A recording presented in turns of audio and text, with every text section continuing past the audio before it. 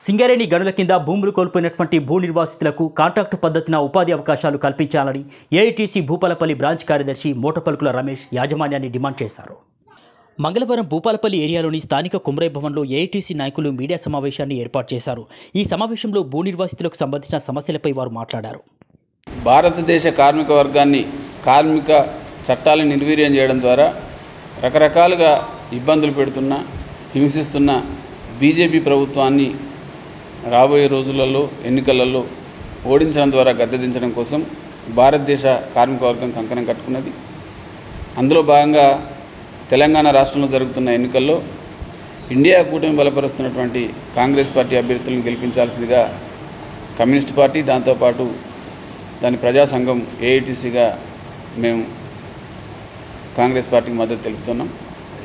వరంగల్ నియోజకవర్గంలో పార్లమెంట్ నియోజకవర్గంలో ఇండియా కూటమి ఉమ్మడి అభ్యర్థిగా పోటీ చేస్తున్నటువంటి కడియం కావ్య గారి చేతి గుర్తుకు ఓటేయడం ద్వారా బీజేపీకి తగిన బుద్ధి చెప్పాల్సిందిగా ఈరోజు కార్మిక వర్గానికి పిలుపునిస్తా ఉన్నాం. భారతదేశ పారిశ్రామిక రంగం సర్వనాశనం అయిందంటే, భారతదేశంలో ప్రభుత్వ రంగాలు ప్రభుత్వ సంస్థలన్నీ ప్రైవేటు వాళ్ళ చేతికి పోవడము మూసివేయబడడం జరిగిందంటే, భారతదేశంలో ఉన్నటువంటి ఖనిజాలు అన్నీ కూడా ప్రైవేటు పెట్టుబడిదారుల చేతికి పోతున్నాయంటే దానికి ప్రధాన కారణం ఈనాడు మనల్ని పరిపాలిస్తున్నటువంటి బీజేపీ కేంద్ర ప్రభుత్వం. గవర్నమెంట్ సెంట్రల్ గవర్నమెంట్ రైతాంగం పండించే పంటలకు న్యాయమైన గిట్టుబాటు కల్పించాలి, చట్టం చేయాలని చెప్పని ఒకటి.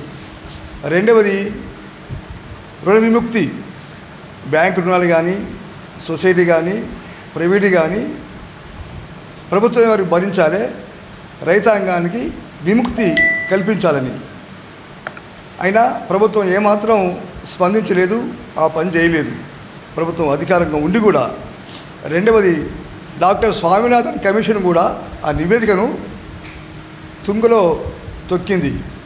వాళ్ళు తలుచుకుంటే బీజేపీ వాళ్ళు చేయవచ్చు పార్లమెంటు, కానీ చేయలేదు. అది చాలా బాధాకర విషయం. రెండవది ఇప్పుడు ఈ పరిపాలన లోపల మందు బస్తాలు కానీ పురుగు మందులకు కానీ పోతే ఇతర వాటికి కానీ సబ్సిడీ తీసేసింది. విత్తనాలకు సబ్సిడీ తీసేయకూడదు, ఆదుకోవాలి.